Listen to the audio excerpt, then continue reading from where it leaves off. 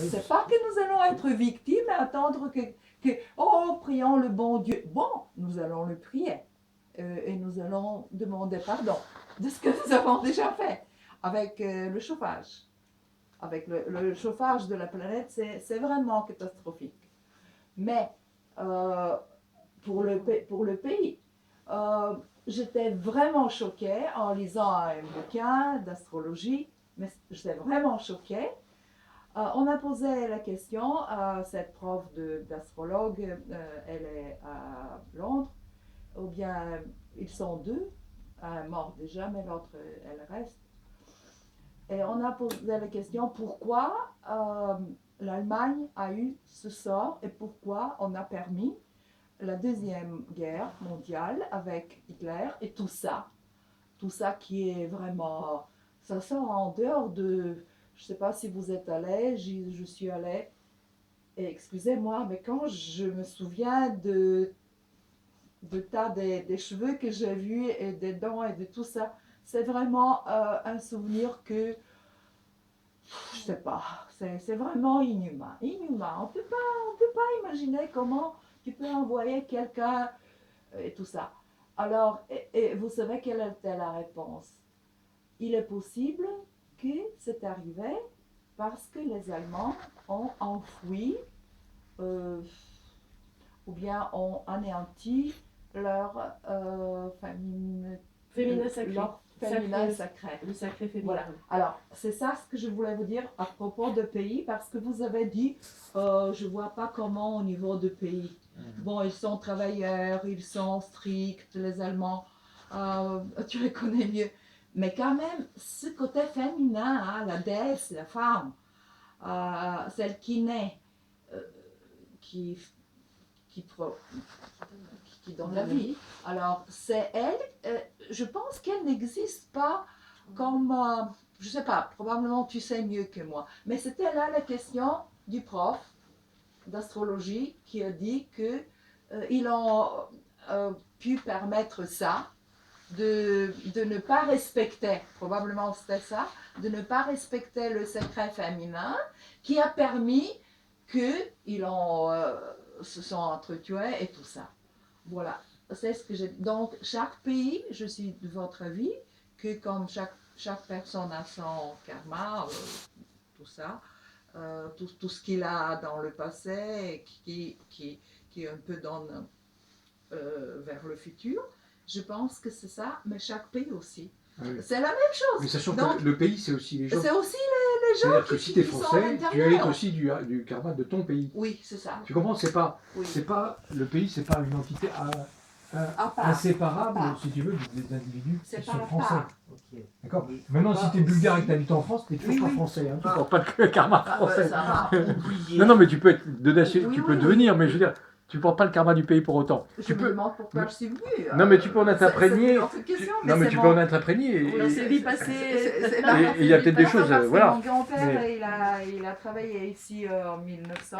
Alors, depuis toujours, je me suis dit que je suis venue ici probablement. Bah, fais une Mais hypnose. c'est autre chose. Ah oui, je veux faire Non, mais enfin, voilà, enfin, c'est pas le débat du jour de toute façon, mais oui. c'est vrai que chaque pays a son histoire et son karma. Et donc tu peux très bien, si tu veux, rien qu'en travaillant le karma du pays à l'intérieur de toi, modifier l'entièreté du karma du pays, rien que par une personne de ce pays qui tout d'un coup se dit, et si je faisais le boulot, tu vois? Ben, non, mais pas parce qu'elle se dit je vais faire le boulot pour le pays, elle se dit je vais faire le boulot pour moi, pour déjà m'en débarrasser, pour que Je sais pourquoi tu ris. si j'ai décidé. Je sais pourquoi tu ris. Non, parce que t'en es héritier de ce karma. Je sais absolument. T'es héritier du karma de ton pays, de ta civilisation, de ta race, de ton machin, de tout.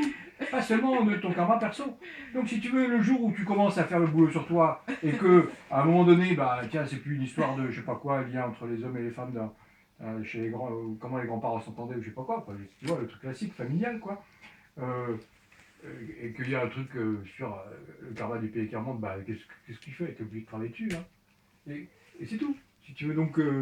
Et si tu es le premier à le faire parce que personne ne l'avait fait, bon voilà, une fois que tu l'as fait pour le pays, bah, tu l'as fait pour le pays, tu étais le premier, tu l'as fait pour le pays. Oui, mais c'est très chiant. Donc là, C'est très chiant que tu es le premier. on parle d'énergie, on Oui, parle mais de spirituel. s'il n'y a pas quelqu'un qui commence, il faut il- pas oublier la touche de Enfin, un l'humain. leader, c'est un leader. De Gaulle, c'est pas n'importe qui. Voilà, voilà. Parce que, en fin de compte, ces guerres, cette première et deuxième guerre mondiale, bon, c'est vraiment mon étude à l'école sur ces guerres était un peu catastrophique puisque je ne m'intéressais surtout pas à l'histoire parce que l'histoire je la comprenais pas. Je la comprenais pas, donc j'étais complètement désintéressé. Mais la manière, donc maintenant avec quelques informations qui sont comment dire, divulguées, je la comprends mieux cette histoire. Et il faut savoir que effectivement, bon,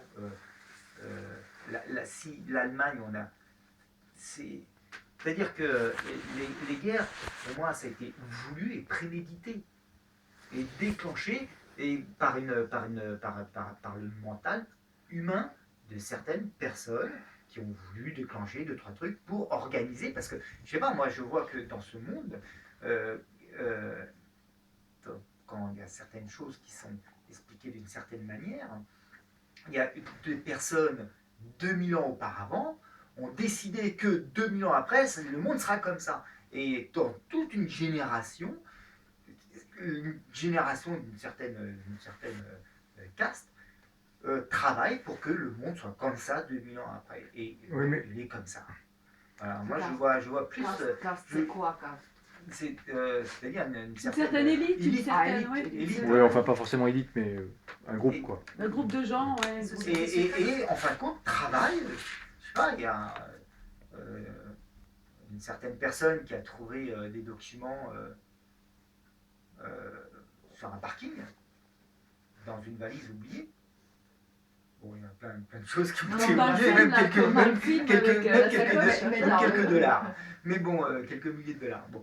Et ces documents prévoyaient des expériences, enfin pas des expériences, mais une situation que l'on connaîtra dans 30 ans, par des mœurs, par tout ça. Il y a 30 ans auparavant, on n'aurait pas pu imaginer que ces mœurs existeraient, et ben bon, ça existe. Oui, mais... 30 ans après. Johan.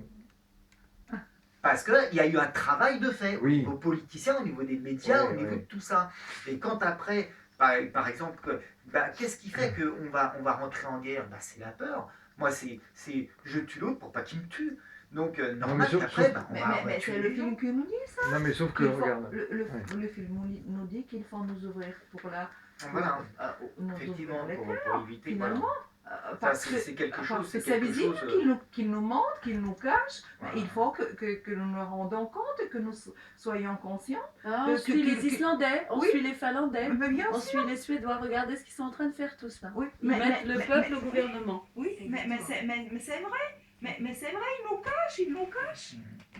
Mais... Les peuples sages, c'est les peuples du Nord. Oui. Ils ne veulent pas que nous sachions ces choses-là. Non, mais en même temps... Ils veulent que nous vivions avec des rideaux sur les yeux. Non, mais ils nous cachent et ils nous cachent pas. C'est-à-dire que... C'est-à-dire qu'il faut... Si tu le vois en termes de réflexion, imagine que c'est toi le chef de l'État. Non, c'est-à-dire que... Il y a dans votre lecture, si tu veux, la même lecture qu'un journaliste classique. C'est-à-dire, le journaliste classique, il fait du sensationnalisme, il y a une bagnole qui vient d'avoir un accident dans la rue, donc, honnêtement, ça arrive, hein. Peut-être même ça t'est déjà arrivé. Bon. Donc, le mec, il arrive à te prendre l'angle, si tu veux, toi tu t'es juste éclaté le doigt, mais il y a du sang sur tout le bras, il arrive à te prendre l'angle, on dirait que, si tu veux, il y a eu 15 morts. Bon. Et toi, c'était toi-même qui étais accidenté, tu sais très bien que, bon, tu t'es fait sacrément mal au doigt, peut-être même qu'il y a eu 3 coutures après, mais que grosso modo, à part la bagnole qui est pétée, tout va bien. Voilà. Bon. Et peut-être des belles peurs, mais si tu veux, moi, des photos comme ça, j'en ai vu des dizaines, dans des endroits où j'étais, d'accord? C'était pas moi l'acteur, mais j'étais, j'étais. Le mec, je veux dire, moi, on m'a appelé, si tu veux, il fallait voir les infos qu'il y avait aux États-Unis, par exemple, quand, je ne sais plus, en 2000 et quelques, si tu veux, il y avait les événements les événements, des événements du côté de Seine-Saint-Denis, etc. Ah Si oui, tu veux, oui, ils avaient mis. c'était le nord de Paris est à feu et à sang. Ah, L'armée n'ose même plus se déplacer tellement c'est dangereux. ouais. Il n'y a plus un quart de police qui y va. Même tout Paris, attends, tout Paris, Si l'Arc tu- de Triomphe et même, tout, hein. et même, voilà, je Ils veux avaient dire, brûlé des voitures. moi, et tout, ouais. dans ces trucs-là, alors c'est vrai, il y a eu, je sais pas, ils ont brûlé 15 ou 30 voitures, et la moitié d'ailleurs a été payée pour le faire, mais ça c'est après les dessous quand tu regardes. Bon, si tu veux, parce qu'effectivement c'est spectaculaire de brûler une voiture, et puis il n'y a rien de plus facile. Bon, il n'y a aucun effort, n'importe qui voyait peser une voiture, c'est vraiment facile de peser une voiture. C'est facile. Il n'y a pas besoin de. Bien sûr. Avec un briquet, machin, un truc. Enfin, c'est pas un truc qui forme de façon difficile, donc c'est facile, quoi. Je veux dire, bon. Tu prends le. Donc, si tu veux, il y avait des journaux, et même parmi les 3 premiers journaux américains, si tu veux, il y en a même qui se sont laissés faire prendre au piège et qui ont publié. Bon, après, ils ont fait quelques démentis les jours suivants, mais si tu veux, qui ont publié des conneries pareilles. Si tu veux. Si bien que moi j'avais des copains américains qui m'appelaient en me disant mais Paul, est-ce que tu survis, comment ça se passe, est-ce que tu as déménagé, etc. Non mais ouais. C'est vrai, ce jour-là. Non, il faut voir. Quand il y a eu moi j'habite pas loin du Bataclan, mais enfin de l'autre côté de la place de la République quand même, c'est pas tout à fait à l'angle, tu vois ce que je veux dire. Mais c'est de l'autre côté de la place de la République, donc si tu veux, c'est quand même à 600 mètres, 500, je sais pas. Tu sais comment j'ai appris l'événement du Bataclan? J'ai une amie qui m'a appelé de New York en me disant Paul, dis donc, comment tu vas? Je lui dis bah, ça va, je suis très bien, je suis à ma table, là, je suis dans le déjeuner, tout va bien. Non mais t'as vu l'attentat? J'essaye de pas avoir l'air complètement nul, tout de suite je me branche mon ordinateur, je regarde. Je lui dis ah merde, il y a un attentat, ça faisait 1h30 qu'il y avait un attentat, si tu veux. Tous les États-Unis étaient au courant. Ils avaient tout ça à la télé, à machin, en direct, toutes les 20 minutes, tu sais, à la façon américaine. Mais nous, on était à peine au courant, si tu veux, à part ceux qui étaient évidemment dans la rue et c'était qui le truc. Alors je lui dis, écoute, non, ça va, t'inquiète pas, je vais aller voir ce qui se passe. Bon, et moi, si tu veux, je te dis ça alors que j'habite à 500 mètres. Quoi. C'est-à-dire qu'a priori, j'aurais dû être une des personnes les plus facilement informées. Il se trouve que j'avais travaillé tout l'après-midi, je n'étais pas sorti de chez moi. Honnêtement, on n'entendait rien dans la rue. À 500 ou 600 mètres, on n'entendait rien. Normal. Mais, c'est-à-dire qu'il y a un moment donné, si tu veux, il y a une telle disproportion dans l'information que j'ai des copains américains, au moment où il y avait les bagnoles qui brûlaient sur les parkings ou dans les rues de Saint-Denis, si tu veux, qui pensaient que, si tu veux, il y a la guerre civile en France et qu'on ne savait pas si dans les 25 prochaines années on pourra encore faire du tourisme. Si tu veux. Et moi, si tu veux, le cinéma était tellement fort qu'à un moment donné, je me suis dit, c'est pas possible, c'est des coins où j'ai déjà été, et ben, je vais aller faire un tour. Donc, je me dis, je vais quand même prudemment, je vais attendre encore 15 jours, pendant 15 jours, puis j'ai déjà été à Saint-Denis des dizaines de fois, et puis dans tous les quartiers autour, je vais aller faire un tour, quoi. Je suis un Français, j'habite là, je prends mon métro, machin, j'ai été. Si tu veux, les gens, ce qui s'est passé, et alors là, j'ai été surpris ce que j'ai vu. Ce que j'ai vu, c'était stupéfiant. C'était intéressant d'y avoir été. C'est-à-dire que les gens qui habitaient sur place étaient tellement stupéfaits par ce qui était passé dans la presse que jamais de leur vie ils avaient été aussi gentils, peut-être même. C'est-à-dire que les gens, t'as presque t'arrêté dans la rue en disant monsieur, vous êtes sûr que vous ne cherchez pas votre chemin, tout va bien, etc. Machin truc. Non, mais il y avait celui d'Afrique du Nord, de tel pays, de machin, de toutes les nationalités, ils sortaient ou des trucs. C'est juste s'ils ne t'offraient pas un verre à boire parce que tu circulais encore dans la rue et que tu osais passer dans ton truc. Il n'y avait aucun danger. Mais effectivement, il y avait eu quand même quelques voyous qui s'étaient énervés. C'est vrai. Ou quelques petits jeux normaux d'adolescence un peu vieillissants. Tu vois, à un moment donné, il faut remettre les choses dans leurs proportions, quoi. Lui, j'ai vu ça très bien. Et eux, si tu veux, ils n'avaient pas envie d'être condamnés comme le trou du cul du monde, alors qu'en fait, ils ont des quartiers qui sont pas mal, hein, en plus. Hein. Alors vous sentez pas qu'il y a quelque chose dans l'air. Vous ne sentez pas qu'il y a quelque chose dans l'air. Tu sens pas, Paul. Tu sens pas qu'il y a quelque chose dans l'air. T'es en train de nous cuisiner un truc? Non, je veux dire à Paris. À Paris. Non, je sens pas qu'il y a... Il y a plein de choses qui sont en train de remonter comme le reste. C'est toi qui vas nous dire. Ah non, moi je dis rien, non, parce que non, tu sais, ça va coûter cher. Oh là, je dis plus rien. Je fais comme les sages, moi, je me tais. Le tsunami, je sens pas. Je sens pas quelque chose. Non, mais si tu veux, il y a plein de choses dans l'air. Il y a l'économie qui a besoin de sortir 2 ou 3 trucs, mais enfin, c'est en train de se faire très doucement et de façon très bien d'ailleurs. Oui, mais ils sont malins. Très fins. Très fins. Non, mais c'est pas. Une fois de plus, j'ai pas du tout cette lecture. Pour moi,